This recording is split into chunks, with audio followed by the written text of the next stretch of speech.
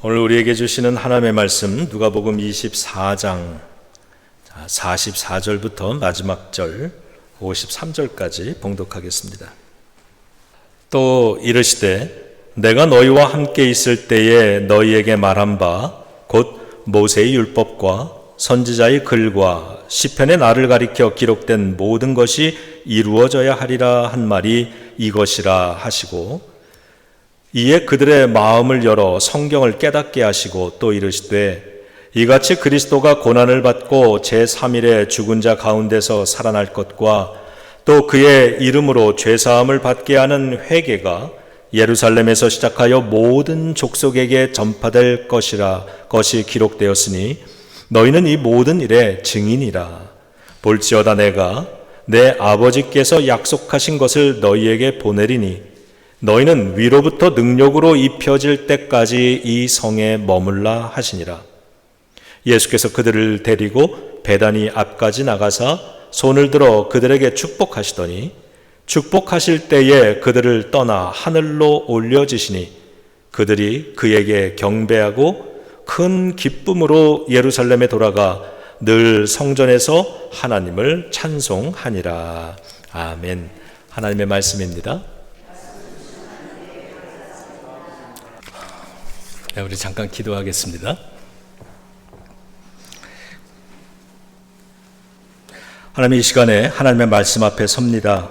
하나님의 말씀과 우리 삶의 이야기가 만나지게 하시고 그 안에 거룩한 하나님이 이루시는 사건들이 일어나게 하시고 그것을 통하여 우리 삶의 새로운 신앙의 간증과 고백이 세워지게 하여 주시옵소서.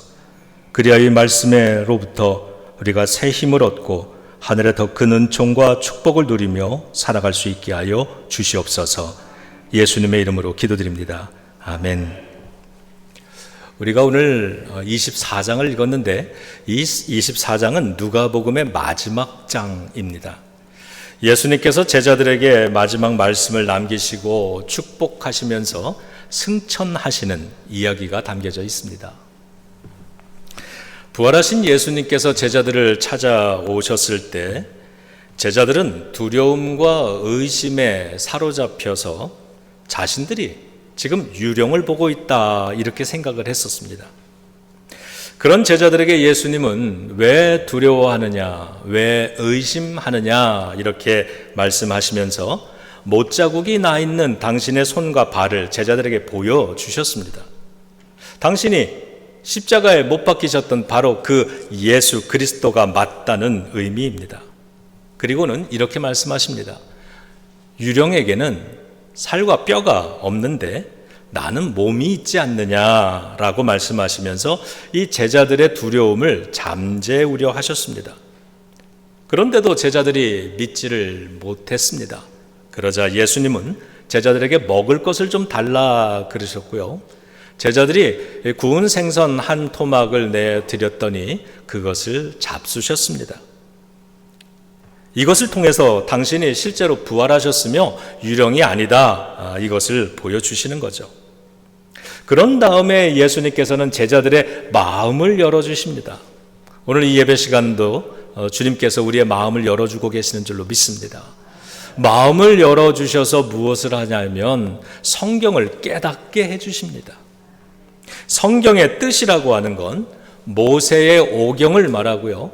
성경 구약 성경 속에 담겨있는 수많은 예언자들의 예언의 말씀을 의미하고 그리고 시편에서 하나님을 찬양했던 예수 그리스도에 대해서 찬양하고 증거했던 그 많은 말씀들, 이 모든 내용들이 예수 그리스도를 가리키고 있는데 예수님을 통해서 모두 성취되었다는 사실, 그걸 이해하게 해주셨다는 겁니다. 이걸 이해하자 제자들의 믿음이 넓어지고 세상을 보고 인생을 보는 시선이 달라지는 겁니다. 예수님이 이 땅에 오신 메시아이시구나, 이것을 믿게 되는 거고요. 고난을 받아 죽으시고 3일 만에 부활하셨으며 자신의 죄를 회개하는 사람에게는 예수 그리스도의 이름으로 다 용서해 주신다, 죄사함을 받게 해 주신다라고 하는, 이걸 우리는 복음이라고 얘기하죠. 이 복음이 예루살렘에서 시작돼서 모든 민족에게 전파될 것이라고 하는 성경의 기록들을 다 깨닫게 된 겁니다. 그리고 그 사실을 의심 없이 믿게 된 것입니다. 그러자 예수님은 제자들에게 이렇게 말씀하십니다. 앞으로 너희는 이 모든 일의 증인이 되어 살 것이다 그러셨습니다. 너희는 증인이 되어 살 것이다.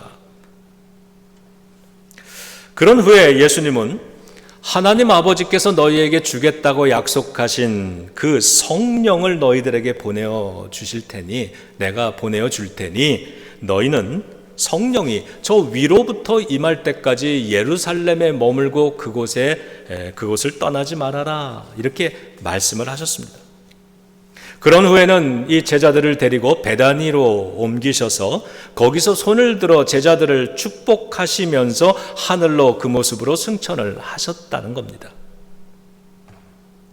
제자들은 놀라움으로 가득 차서 예수님을 경배합니다. 한번 상상해 보시죠. 예수님이 제자들을 축복하시며 하늘로 올라가시는 그 우리가 묘사할 수 없고 상상할 수 없는 그러한 신비로운 상황 속에서 제자들은 거기에 엎드려 하나님을 찬양하고 고개를 들어서 저 하늘을 바라보고 있는 겁니다.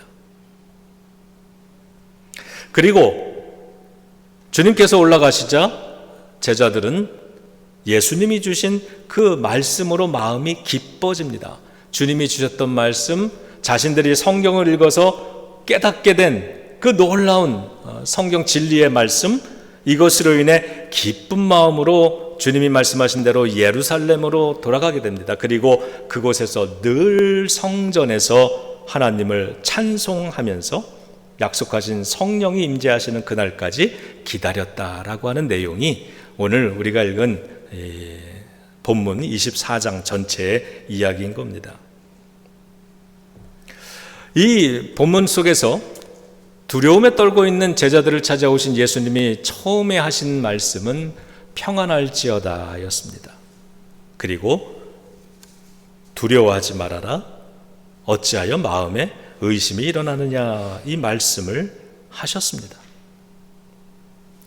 부활하신 예수님이 제자들을 찾아오셨을 때 예수님께서 얼마 전에 십자가에서 죽으신 것을 보았던 제자들은 당연히 그 제자들의 상태는 두려움, 낙심, 슬픔, 이런 것들로 가득 차 있었던 겁니다. 그런 제자들에게 부활하셔서 찾아오신 예수님이 하셨던 말씀은 평안하라, 두려워 마라, 의심하지 말아라 였습니다. 여러분, 우리도 믿음 생활을 하고 있지만요, 삶의 평화가 깨질 때가 있습니다. 그 삶의 평화가 깨져버릴 때면 사는 것이 두렵게 느껴지기도 하고요, 믿음에 의심이 생길 때가 있습니다. 과연 내 기도가 이루어질까? 과연 이 문제가 해결이 될까? 과연 하나님은 나를 도와주실까? 내 삶은 지금보다 더 나아질 수 있는 것일까? 이런 생각이 우리를 지배하고 우리를 잠식해 갈 때 우리에게 필요한 것은 평안하라, 두려워하지 말아라, 의심하지 말아라 라고 하는 주님의 음성인 것입니다. 예수님께서 제자들을 찾아가신 때는 제자들이 심적으로나 영적으로나 충만하고 강건하고 최상의 상태일 때, 그때 찾아가신 것이 아니었습니다. 그 반대로 가장 힘들고 가장 어려워하던 그때에 예수님은 제자들을 찾아가셨습니다. 우리에게도 예수님이 언제 필요한지, 우리가 예수님이 필요한 그 때를 예수님은 아십니다. 그래서 찾아와 주십니다. 살다가 보면 잘 안 된다고 느껴질 때가 있잖아요. 그러한 때 오히려 예수님을 만날 수 있는 좋은 은혜의 때인 줄로 믿습니다. 사실 예수님이 죽으시는 것을 보면서 유대교의 지도자들, 바리새인, 사두개인, 대제사장들, 이런 사람들 그뿐이 아니라 헤롯 왕, 본디오 빌라도, 심지어 군중들까지 수많은 사람들이 기뻐하고 환호했습니다. 왜냐하면 그들은 예수님을 그리스도로 인정하지 않았기 때문이죠. 반면에 제자들은 동일한 주님의 그 죽으심 앞에서 슬퍼하고 낙심했습니다. 왜입니까? 그들은 예수님을 그리스도로 인정하고 믿으려고 노력했던 사람들이기 때문입니다. 그들은 지난 3년 동안 예수님을 믿고 따르기 위해서 애써왔기 때문이죠. 만일 제자들이 처음부터 예수님을 믿으려고 하지 않았거나 믿으려고 노력도 하지 않았더라면 지금 아파할 이유가 없고 낙심할 이유가 없고 두려워하지 않을 이유가 없는 것입니다. 여러분, 영적인 낙심도요, 믿어본 사람이 하는 겁니다. 믿음의 경험이 없는 사람들, 열심히 믿어보려고 하지 않았던, 그랬던 적이 없는 사람들은 영적인 낙심도 안 하는 겁니다. 인생의 실망도 마찬가지입니다. 노력해본 사람이 하는 겁니다. 사랑도 해본 사람이 마음 아파하는 겁니다. 그래서 오늘 이 모습 속에서 우리가 주목해야 될 하나의 포인트가 있는데요. 제자들은 그러한 상황 속에서도 지금 모여 있다는 겁니다. 흩어지지 않았다는 겁니다. 예수님의 죽음 이후에 박해가 얼마나 거세집니까? 생명의 위협이 증가하고 있는 상황입니다. 거기에다가 자신들의 마음은 낙심까지 되었습니다. 두려웠습니다. 그럼에도 불구하고 제자들은 지금 버티고 있습니다. 오늘을 살아가는 우리도 마찬가지입니다. 우리가 믿음 생활 잘 해보려고 애쓰다가 낙심을 하기도 하고요. 우리가 믿음으로 가정을 잘 세우기 위해서 애쓰고 헌신하다가 지치기도 하는 것이고요. 우리가 사랑하다가 상처받고 실망하기도 하는 것이고, 자녀들을 보면서 눈물을 흘릴 때가 참 많은 것입니다. 그렇지만 우리는 버티고 있습니다. 포기하지 않으려고 애쓰고 있고요. 참고 인내하려고 애쓰고 있고, 우리 머릿속으로부터 생각으로부터 의심과 부정적인 생각을 떨쳐버리고 믿음의 소망을 지켜내기 위해서 우리 애쓰고 있습니다. 우리 옆에 계신 분 참 애 많이 쓰셨습니다. 수고합니다. 이렇게 좀 인사해 주시죠. 수고하십니다. 수고하십니다. 참 제자들이 그런 어려운 상황 속에서도 어떻게 저렇게 버틸까? 참 용하다. 비록 마음은 두렵고 떨리고 의심으로 가득 차서 힘들지만 그래도 용하지 않습니까? 여러분의 모습, 우리들의 모습을 보는 주님의 마음도 그러할 거라 생각합니다. 참 용하다. 참 용하다. 예수님은 그런 제자들 찾아가셔서 따뜻하게 말씀을 해주십니다. 그렇듯이 주님은 그 제자와 같은 성도들을 반드시 찾아오셔서 그렇게 따뜻하게 말씀해 주실 겁니다. 이렇게 말씀하시겠죠. 이제 내가 왔으니 너희들 두려워하지 마. 염려하지 마라. 괜찮아. 내가 왔으니 이제 괜찮아. 너는 잘 버텼구나. 수고가 많았다. 예수님은 이 순간 제자들의 이 믿음을 회복시켜 주려고 위로도 해 주시고요.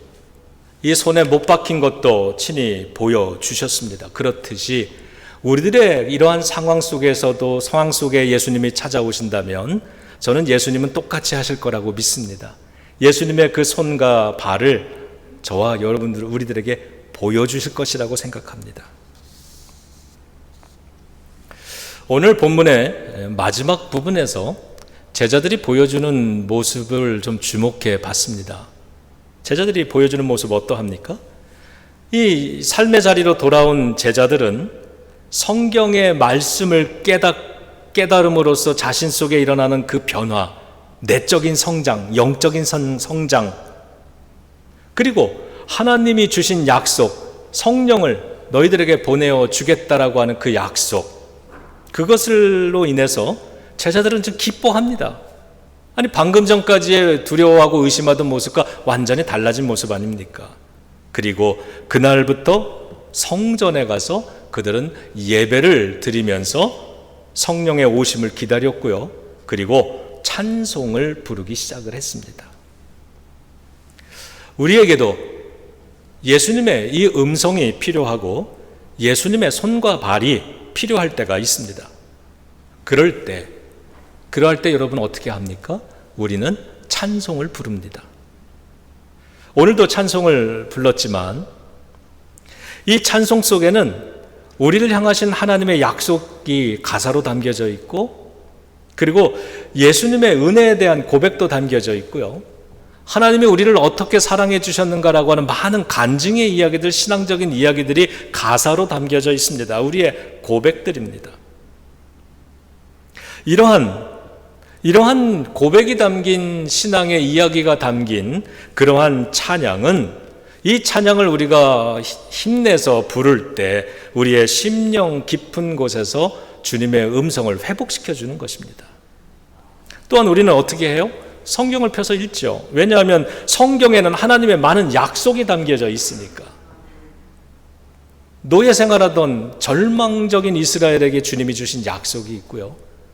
저 먼 곳에서 이민길, 저 동편에서 서편으로 끝으로 이민을 와야 됐던 아브라함 사라의 그 가정에 주신 하나님의 약속들이 있는 것이고요. 외삼촌 라반의 집으로 도망가던 그런 피신 가던 이런 야곱에게 주신 하나님의 약속들 이야기가 담겨져 있고요. 많은 약속의 이야기들이 담겨져 있습니다. 그 성경책을 펴서 읽으면 불안하던 마음, 의심하던 마음 속에 다시 확신이 생기기 시작하는 거죠. 우리의 마음에 의심은 사라집니다. 그리고 또 무엇을 합니까? 우리 예배를 드리잖아요. 주중에 예배를 나오고 또 주일에 예배를 나오고, 그래서 이 예배를 드립니다. 예배를 드리는 동안에 내 불안했던, 두려웠던 이런 마음속 주님이 우리를 만져주시는 그러한 은혜를 경험하는 거죠. 이와 같이 우리가요, 찬송을 부를 때, 성경을 읽을 때, 예배를 드릴 때, 이러한 일들을 할 때 우리의 마음을 만져주시는 예수님의 손길, 터치가 일어납니다. 우리가 인생으로 인해서 두려워하고 불안해할 때 그 불안에 떠는 우리들의 발을, 손을 붙잡아 주시고 예수님이 우리와 함께 걸어가 주시지 않습니까? 우리는 예수님의 그 발걸음, 발길을 느끼는 겁니다. 저는 이 모습이 마치 부활하신 예수님께서 제자들을 찾아와서 못 박히셨던 손을 내밀어 주시고 그 발을 보여주신 것처럼 우리에게도 이 모든 시간들을 통해서 예수 그리스도의 손과 발을 보여주고 그것으로 우리를 만져주시고 그것으로 우리를 찾아와 주시는 것이라고 믿는 것입니다. 사랑하는 우리 예비교회 성도 여러분, 오늘까지 여러분 개개인의 인생, 믿음 가지고 살아오는 이 인생 정말 잘 견뎌 오셨습니다. 우리 교회도, 우리 예비교회도 정말 잘 견뎠다 이렇게 말해주고 싶습니다. 어떤 때는 정말 아무것도 할 수 없어서 그저 묵묵히 견뎌야만 됐던 그런 기간들도 있었어요. 그런데 그 순간마다 주님께서는 우리를 홀로 내버려 두지 아니하시고 우리와 함께 해 주셨습니다. 그런 은혜가 뒤돌아보면 그 순간순간마다 더 풍족하게 내려져 있었던 것입니다. 여기까지 참 잘 견디셨는데, 그런데 뉴스를 들어보니까 또다시 코로나가 유행한다는 소식을 듣습니다. 저 아시아에서 시작된, 그래서 수많은 사람들이 많이 죽는 데입니다. 그런데 그것이 미국에도 버지니아에도 그런 환자들이 생겼다라고 이야기를 합니다. 또한 어디 그뿐입니까? 미국의 경제가 굉장히 어렵다는 이야기를 매일같이 듣습니다.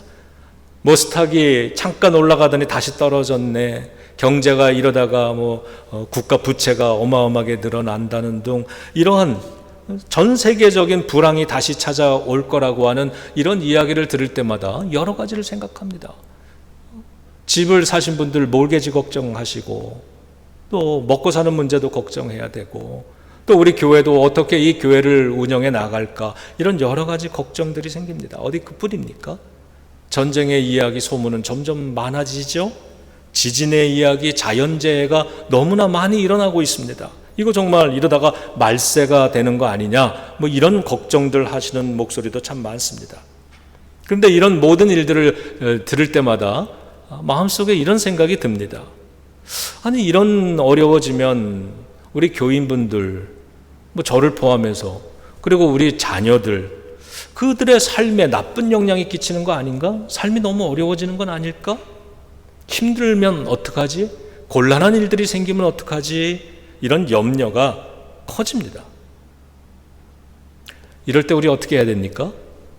오늘 말씀을 통해서 우리가 다시 한번 확인하고 확신하는 것은 우리도 제자들처럼 지금이 예수님을 더욱 가까이 해야 될 때인 줄로 믿습니다. 여러분, 지금은요, 기도하셔야 될 때입니다. 그냥 계시면 안 됩니다. 성경 말씀 읽으면서 그 기쁨을 지켜내야 할 때입니다. 안 그러면 우울해집니다. 자꾸 우리가 어두운 것, 우울한 것에 마음이 사로잡히고 생각이 사로잡혀서 세상이 다 우울해 보입니다. 이것을 이길 수 있는 방법은 오늘 성경에서 주님이 보여주신 것처럼 성경의 말씀을 통해 주님의 그 약속, 살아계시는 주님의 그 손길, 이런 걸 생생하게 느끼면서 이 모든 상황보다 뛰어나신 하나님께서 나를 지켜주신다라고 하는 그 확신과 안심과 그 기쁨, 이것을 가져야만이 이 모든 어려움들을 지나간 이후에 저와 여러분들은 풍파가 지나간 후에 모래 위에 세워진 집이 다 무너졌지만 반석이 믿음 위에 세워진 집은 든든하였던 것처럼 그러한 인생으로 남을 수 있게 되는 것입니다. 지금은 성경 말씀을 그 어느 때보다도 더 많이 읽어야 되는 때고요. 마음에 한 걸음 더 나아가 감동이 오시는 분들은 내가 좋은 성경 구절, 힘이 되는 성경 구절 몇 개만이라도 외우면서 늘 마음판에 새기듯 가지고 살아가야 되겠다, 이런 마음이 드시는 분들은 성경의 말씀을 집에서 열심히 외워보는 겁니다.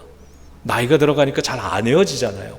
전에는 한 10번 읽으면 외워졌다면 지금은 한 100번쯤 읽어야 겨우 외워지는 것 같고요. 어떤 땐 주기도문 하다가도 자꾸 틀리고 사도신경 하다가도 기억이 잘 안 날 때가 있는데, 이럴수록 우리는 더 많이 반복하고 노력해야 되는 줄로 압니다. 지금은요, 예배생활 정성껏 하셔야 될 때입니다. 그렇게 건성건성 우리가 예배하던 시대, 그러면서도 잘 유지되던 시대가 지금은 아닌 것입니다. 그리고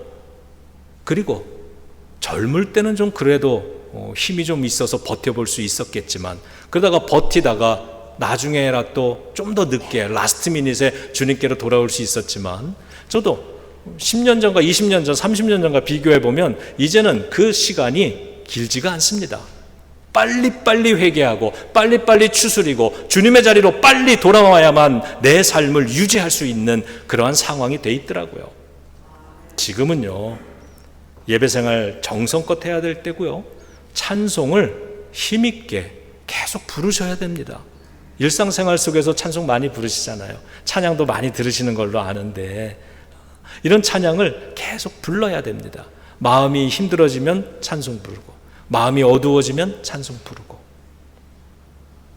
그 모든 노력들, 행위들을 통해서 예수님께서는 주님의 손으로, 그 피 묻은 손, 못자국 난 손으로 우리를 터치해 주시고, 우리를 치유해 주시고, 우리를 위로해 주시고, 우리를 보호해 주시고 싸매어 주시는 그러한 일이 일어나는 것이죠. 여러분, 지난 세월 돌아보니까 어려운 고비마다 우리와 함께 해주신 하나님의 은혜가 있으셨습니다. 10여 년 전에도 그랬고요, 팬데믹 때도 그랬고요, 그리고 교단 탈퇴 그 고비 속에서도 그러셨고요. 예수 그리스도의 사랑이 저와 여러분들, 우리들 붙잡아 주셨고 오늘의 예비교회가 있게 해 주셨습니다. 동일하신 예수님께서 오늘도 여러분의 가정에도, 여러분의 병상에도, 여러분의 일터에도 찾아오십니다. 부활하신 손과 발을 보여주실 것입니다. 아픈 사람이 있다면 그 피 묻은 못 박힌 손으로 그 아픈 곳을 어루만져 주셔서 새 힘이 돋아나게 해 주실 것이고 치유도 해 주실 것입니다. 부활은 여러분 끝이 아니라 시작이잖아요. 새로운 시작.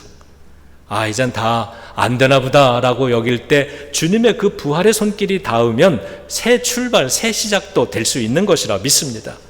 부활은 죽음이 아니잖아요. 생명이잖아요.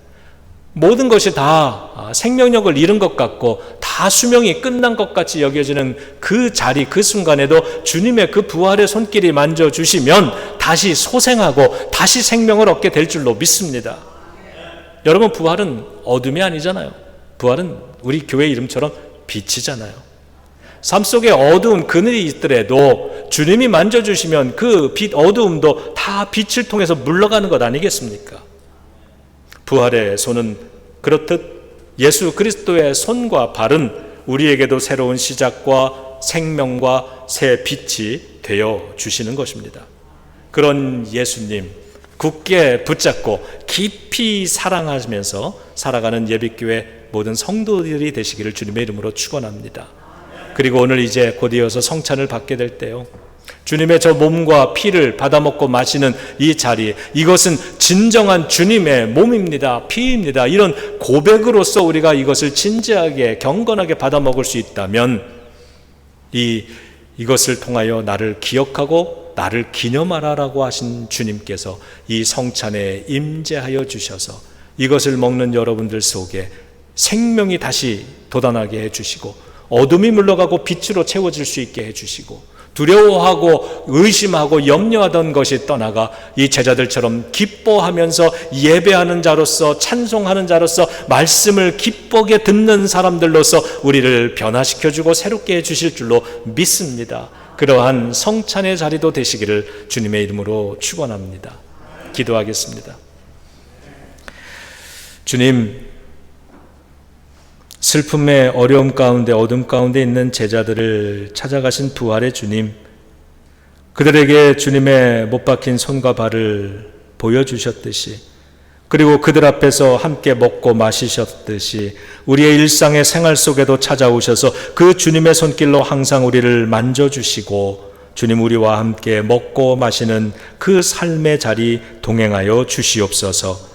우리가 가는 곳마다 함께 동행하여 주셔서 주님의 그 발걸음, 그 못 박혔던 그 발이 나와 함께 걸어주고 계신다고 하는 이 마음 든든함을 가지고 주어진 인생 남은 시간들 우리 제자들처럼 예배드리며 기뻐하며 찬송하며 살아갈 수 있는 우리 모든 예비교회와 그런 가정들과 그러한 우리의 자녀들, 자손들이 되기를 간절히 원하오니 주여 허락하여 주시옵소서, 축복하여 주시옵소서. 예수님의 이름으로 간절히 기도드립니다. 아멘.